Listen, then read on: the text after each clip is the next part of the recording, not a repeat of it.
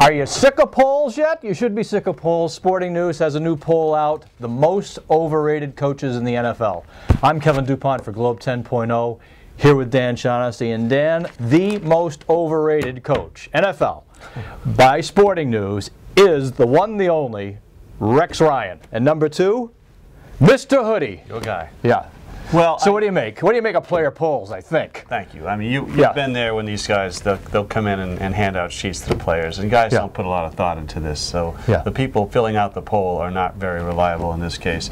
And it's like, who comes to mind? Obviously, Rex comes to mind. He's a blowhard, and he's in the back page of the tabloids all the time. So that comes to mind. The Patriots come to mind, I'm sure, for a lot of these guys, because they don't like him. They don't like him, or there's jealousy. And if you've been in the league 7 or 8 years, they haven't won anything while you've been in the league. So you hear about them all the time, but where are the Super Bowls? It has been, by young players' standards, it's been a whole lifetime. It hasn't happened. I mean, for us, it feels like a couple days ago.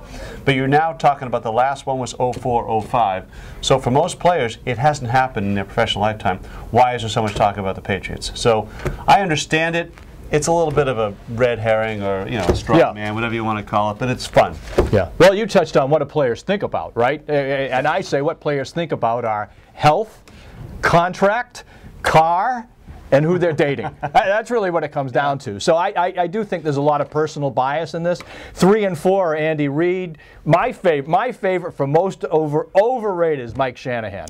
Wow. Here he is now. Now they give him the Redskins. He's 3 and 6. Sound familiar with the Redskins? Yeah.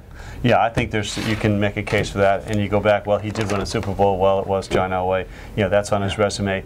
I understand that. When I see Jeff Fisher, who I thought was a really good coach. I did too. When I see him play the coverage he played against the Patriots, terrible. He has no team. I'm thinking, maybe this guy's overrated. He hasn't figured out that you can't play back against the Patriots and try to cover all these guys. Pop Warner-like. I mean, please. So that concerns me. I think John Fox is a little bit overrated. That's why I think the Broncos aren't going anywhere this year, despite the surge they've had. I don't think he can ever beat Belichick in a big game. I don't think he will.